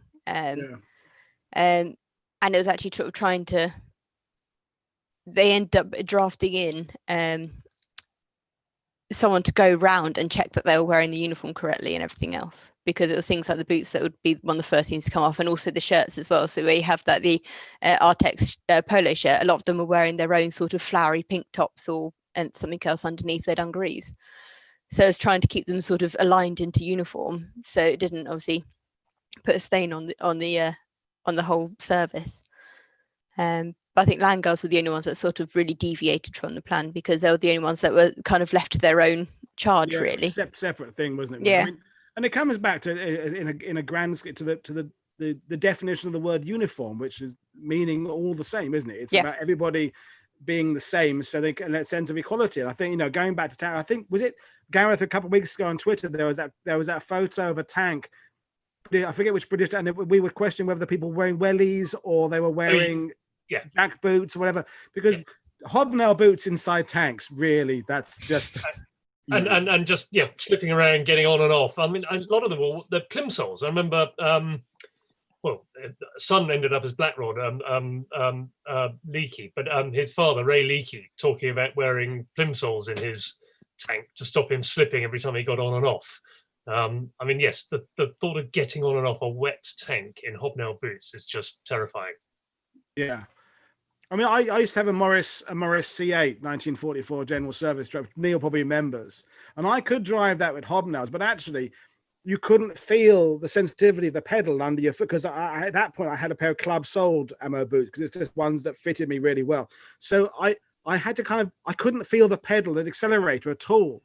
So when I was driving it in a pair of trainers, that was great, because I could, for double declutch, it was great because I could really get the time. But in hobnails, it was just a guess, because I couldn't feel the pressure correctly. So I mean, Ken Tout, who I'm sure you've met Ken, Gareth, fought in Normandy with the North Yeomanry. He always wore plimsolls inside his tank, and that makes complete sense. Although he said, it was difficult because when you get out of the tank, then do you switch over? Because taking off plimsolls, and then do you wear the anklet with the plimsolls, or do you? If you're wearing overalls, it doesn't matter. But there's lots of issues where it comes into swapping gear around. And are you wearing black plimsolls or white ones? If you're wearing white ones, do you have to blacken them? I mean, it's very confusing. Yeah, well, the army issue ones, that's an orangey color, aren't they, in the war? But yeah, but I think If you look at the PT ones, those ones are the they're based on the male version. Yeah, the same thing, aren't they? They're fetching. I remember when I went to primary school. They still make them. I had a British Army respirator bag as my school bag, and I could fit my 2 school plimsolls inside the respirator bag in the 2 pouches for the eye shields. Yeah. They were perfect size when I was about 6 to fit my plimsolls in. So that's how I took my plimsolls. But did they have school in Roman times? And when I say school, it was some guy in a kind of a robe with a chalk thing and a slate. That's it, a straight road.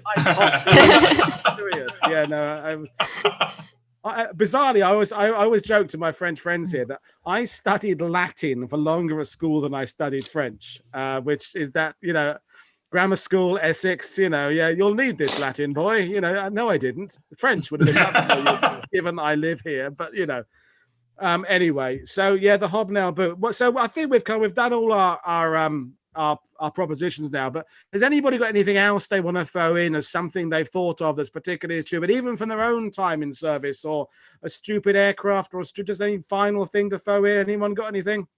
The leg bag. The leg bag. Now that's contentious, Brian. Now, why do you think the leg bag?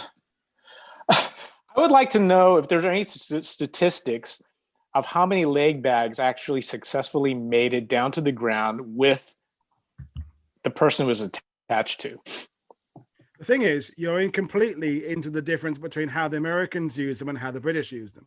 And the Italians. Americans. I mean, if you're basing, and I'm not picking on you now, Brian, but if you're basing it on the Band of Brothers, Buck Compton lost his leg bag, blah, blah, blah kind of thing, which is all true, right? Right. So the Americans were given the leg bag like a week before D-Day. It was probably actually 48 hours. And it just as in Band of Brothers, they go, so how does this thing work? Where does that clip go? What do you do with that? Well, the British, and anyone else can jump in and correct me, because we tended to jump without our equipment attached to us and then run to various hampers, drop bags, drop things. We come from that culture. So the British were using drop bags successfully in Sicily. Well, as successfully as the parachute jumps went in Sicily, which is another whole separate subject, because you don't put too much stuff in them. That's the thing. Just because the bag, you could cram everything in it, doesn't mean you have to put everything in it. And the British tended to put 20 or 30 pounds of gear in them, and therefore you don't put the stress on the rope when you jump out of the aircraft. The rope doesn't break and the bag does land near where you go. And I'm not saying it was the Americans' fault. They were not told how to use them properly. They crammed like 70, 80, 90 pounds of gear in them. And of course, when you jump out of a C-47 doing 150 miles an hour and the rope, which is only about whatever it is, that thick, as soon as you got the prop blast, boom, off, break, snaps the rope. There goes the leg bag. And of course, every American vet who used one said it was shit. But in the equipment's defense, I don't think it was the equipment that was shit. It was the fact it wasn't properly explained to the user. And I think we could bring Gareth in on that, because that is a whole, in the army generally, any bit of equipment is only as good as the instruction given to the person using it. Is that correct? Absolutely. I was going to go very back true. When you were talking about what's the assault rifle, the German one, I can never remember. SG-44. SG-44. Yeah, I'm not a guns person, but it would have been really good if you had time to train people to use it in a way that minimized the amount of ammunition. That might sound a bit counterintuitive, but minimize the amount of ammunition you fired. So to learn to fire it in a couple of 3-round bursts or so on, rather than just pulling the trigger and emptying the magazine. So yeah, it applies to absolutely everything. You need to be trained in and to understand why you do it that way versus the other. And you mentioned, Paul, about the kit. Yeah, you get a big bag, a rucksack, burger, whatever you want to call it. Doesn't mean you have to completely fill it, because when you then go into that real operation, what are you going to get extra? Ammunition and grenades and so on. And so you want to have space for all that stuff, which you don't necessarily take on exercise. I mean, I mentioned the Italian side of things for leg bags. The Italians developed a leg bag for their Beretta MAB 38A. And what this leg bag was one that they had a pouch that they put onto their boot. And then the top part of it would have a rope that was sort of basically zigzagged. And each zigzag would have elastic bands. And they would swallow dive out of an aircraft. And then they would lift, as they were hanging from the suspender, they would lift the gun out of their foot pouch and let the elastic band take the weight of the gun. So they would ping off until it was below them, and then they would land. So, and then ironically, you would then take the gun out of the bag. The bag can then be used as a webbing belt with your magazine pouches on the front. So it was very clever. So I think the leg bag comment I kind of get from Brian's perspective, because if they hadn't received the training, there was a useless bit of kit. But leg bags in general, there were pretty good designs out there. Well, we're going to say goodbye to Gareth because Gareth's dinner's ready. Because I gave him the wrong time. So thanks, Gareth. Your wisdom has been superb. So we'll let you go. What are we having in Shay Davies tonight then? Not. It's a bit of an all-in stew. Ah, nice. We'll do rations another time. Yeah. Proper tank commander's meal. Fantastic. Well, thanks, Gareth, for your contributions. That was great stuff. We'll talk to you again. Thank you, Georgina and guys. Thanks very much. See ya. Cheers then. Bye. So, Brian, as you talked about the leg bag, you're the weapons guy. So, best rifle of World War II. I still say the M1, even though you couldn't top it up. American. Yeah, but I have one. I've used it a lot. Aside from the fact that I couldn't top it up, you work those clips fast enough that they're fine. Yeah. I would have to say I think the M1 is probably the best infantry rifle in the Second World War. Plus I know we're supposed to say Lee Enfield, but actually the M1, I don't want to do this. Yeah. Well, we're not going to do it in big time, and I think Charlie's dropped out to put his kid to bed. But my argument is the M1, probably is the best rifle. Except the number 4, the Lee Enfield, was the one adapted for the army that was using it doctrinally. The use of ammunition, we didn't have the ammunition to spend. My great uncle, who some people knowing this, my great uncle was Royal Ulster Rifle 2nd Battalion on D-Day, Sword Beach, blah blah blah. In the 6 months prior to D-Day, he and his platoon had put like 15 rounds each through a rifle on the range because there wasn't enough ammunition to use to do lots and lots of down the range. So they went to war with this one shot, one kill mentality. That's how they went because there wasn't that anything else to do. So the Americans... Well, everybody learned on a bolt gun.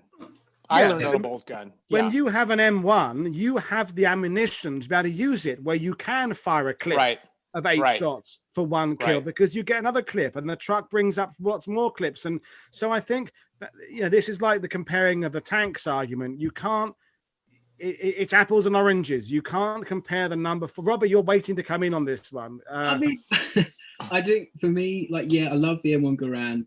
It's sexy, it's semi-automatic, but I always go from Lee Enfield because of the time it's been in service. It predates in some forms. It predates the First World War for the British Army. So it's that kind of thing. It ain't broke. They don't fix it for nearly 60 years, something like that. About that, yeah. And it just does its job. The number 4 still in service in Korea, Malaya, all these post-war conflicts.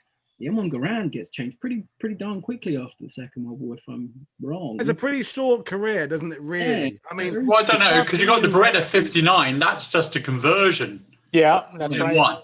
Yeah. The serviceability of it with a 7.62 round. For me, the Garand is, if the British had developed, and the thing is that the British did kind of look at the M1 Garand prior to the Second World War. We were the only country that didn't dabble with semi-automatics. We had a look at them. Yeah. Other countries took them a bit more seriously, but it didn't work. It didn't work out. The Italians went down a route, and that's my speciality. But the Italians kind of looked at it and then went, and they had some great designs. In the end, they went for one called the Armaguerra 39, produced 100, issued 100, and then made bolt-action rifles. But that's simply because they said, we need to produce stuff quick and we've got the machinery to produce these stuff, you know, bolt action, quick. But for me, the M1, if the British, if you imagine the British at, you know, the British Expeditionary Force with an automatic rifle, okay, what would the difference have been?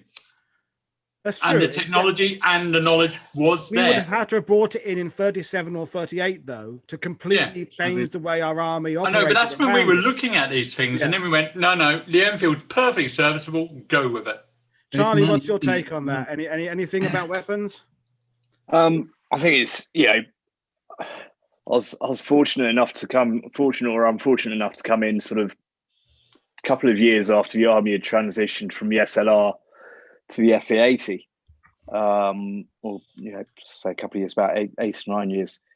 And for me personally, I never had an issue with the SA80, but then I never served in the desert, so, you know, that kind of helps. It never jammed on me, but there are a lot of people who were, you know, through and through SLR guys.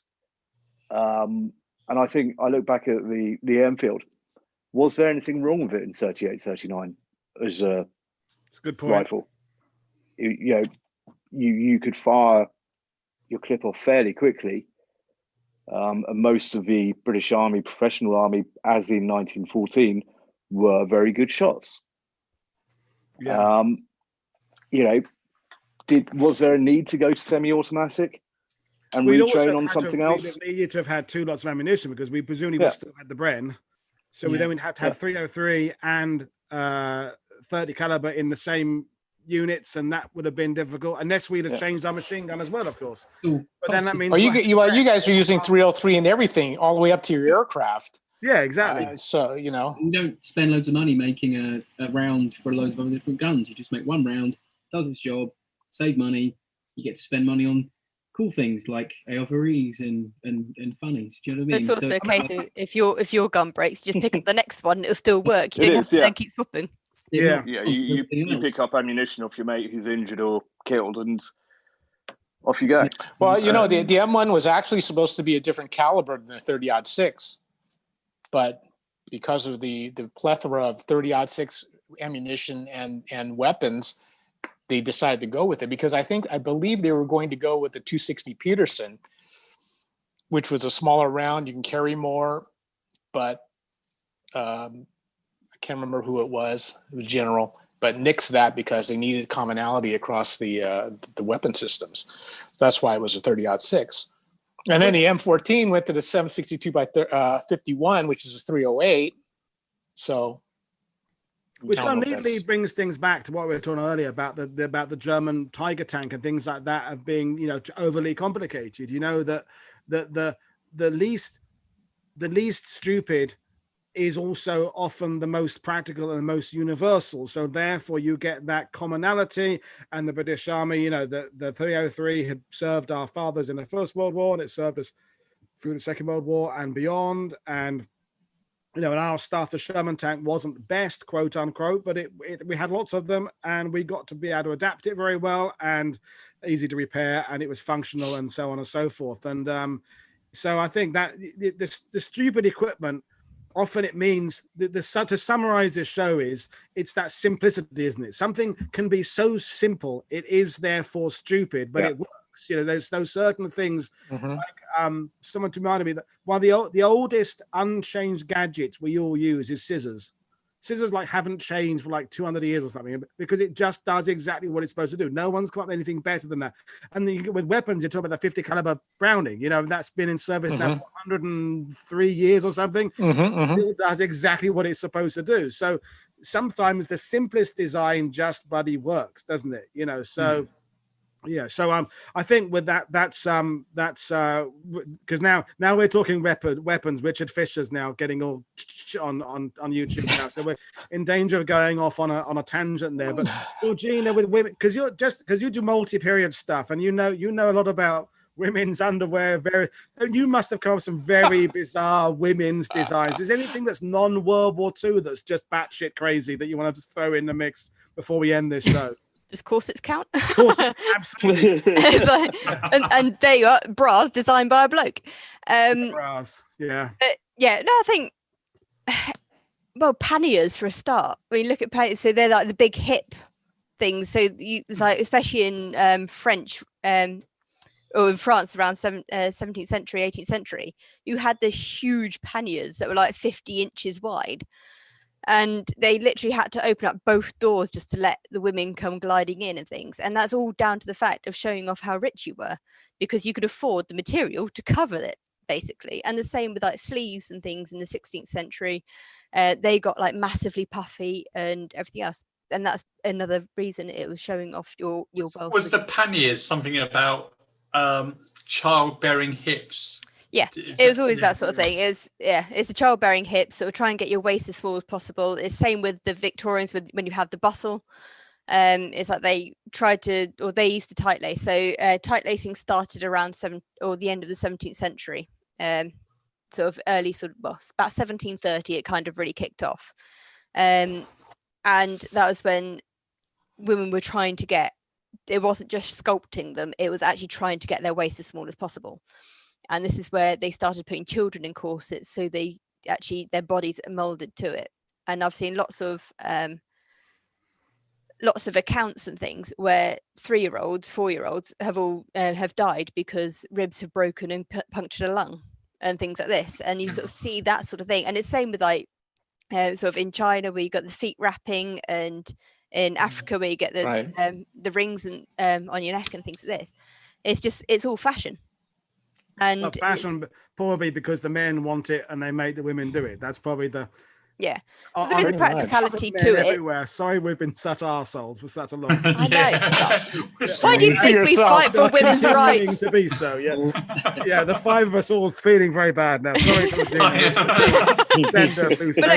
actually, it's like corsets are actually very comfortable to wear if they're made for you. I like mine. Mine now I've had beer. It's pinching a bit now. I will go under a couple. We had some fun times at Sabre Sales, didn't we, Paul? Well, yes. Yeah. I think we left someone there in a straitjacket years ago, didn't we? Never saw him again, didn't we? Yeah. No. It's been an interesting conversation. We've learned something about Italian grenades, definitely, and Gareth's wisdom about tanks there, and it was a bit of a laugh. So I think we'll bring things to an end and thank our panel, and we can all come back. I vote Brian's as the most useless, though. Yeah. The drum. The Panda Drum. I mean, I think that goes without saying, doesn't it? Yeah. Really? I mean, it was just those bomb dogs, the dogs with the bombs on them. The bomb dogs. Well, I thought someone should maybe propose that. Then I thought you end up kind of laughing at dogs exploding. Yeah. Not funny. That was my second choice. Yeah. I'm surprised that nobody had the floating tanks either. Well, you see, again, they worked. It kind of comes into fun. I mean, the floating tanks. I had a veteran though, Bill Bates. He had passed away 18 months ago, unfortunately. But he went off he did the liberation of Kiel. And he was one of the first people to try out the floating tanks. And apparently all the tank crew got on top of the tank because they didn't trust it. And there was actually all the German lads over the other side, and they were actually just watching it happen because they thought they were going to sink, so they didn't even bother wasting their ammo on it. So it wasn't until they actually got to the beach, everyone, oh shit, and started firing, so they made it to the other side. Well, the VD tanks are definitely something that the person who designed it probably had no intention of going anywhere near one ever. You know, I'll design the fucking thing, but if you think I'm actually going, I've met the guy that tested all of Hobart's funnies. Okay. Oh, really? I can't say anymore simply because of patient confidentiality, but he is a guy that lives in Ipswich. He originally came from Scotland, was brought down to test a lot of Hobart's funnies over on Sutton Heath and Fratton Lake. Oh, yeah, Fritton Lake, Sutton Heath as well, where Sutton Hoo is. Yeah. And he was telling me all these different stories. I mean, fantastic. A lot of the gear was actually converted in small foundries and factories in Ipswich when they were testing them to see. Fascinating guy, got loads of photographs. But yeah, I mean, that was just the one aside I had from that, because fascinating guy in his 90s, but hilarious, just hilarious, telling me all these different stories about it. You know, and the fact that thankfully I know a bit about it and had a bit of interest. So yeah, he's an interesting guy. So still alive. Well, yes, the sermon funnies are another subject for another day. But I think, well, that was brilliant, guys. I enjoyed it. So I'm on my second beer now, and another American pale ale. I got it in Leclerc in Bayeux today. I'm out of British beer now for the time being. So anyway, thank you very much, Gareth, who's gone, Charlie, Robbie, Brian, Georgina. It's been an interesting discussion. For those watching, I've got 2 shows over the weekend. Tomorrow afternoon, it's Alex Kershaw is zooming in from the USA to talk about the Bedford Boys in Omaha Beach. And then Sunday afternoon, John McManus is zooming in from the USA to talk about Spalding. John Spalding, the 16th Infantry, also in Omaha Beach. So 2 Omaha Beach shows this weekend. Then lots more things coming up. So if you are watching this, please consider checking out our Patreon page and help us with some donations to keep making these things go. I've got 14 shows currently scheduled in October. So that's about 1 every 2 days. I've got more coming up, more in November, interviews, live streams. So I'm trying to busily keep us entertained in case we all get locked down again, or who knows what's going to happen over the next few weeks. But I've got things coming. So thank you very much, Neil, Georgina, Charlie, Brian, Robbie, and I'll put links to Robbie's YouTube channel in the description at some point. I haven't done it yet because I've been busy. But did you enjoy it, guys? Oh, absolutely. Great time. Learn a lot. Yeah, I think that I learned the most about the Italian grenades. That was I'm never going to touch one if I find one. Never. Yeah. So and the image of Georgina is now going viral. Apparently, it's on all sorts of sites now. So Cool. Anyway, thank you very much for watching, folks. I'm going to end the stream now. So we'll see you all again on World War II TV. I'm Paul Woodadge saying, enjoy your evening. Thanks, everybody. Good night. Good night. Thank you. Bye. Good night. Bye-bye. Bye. Bye.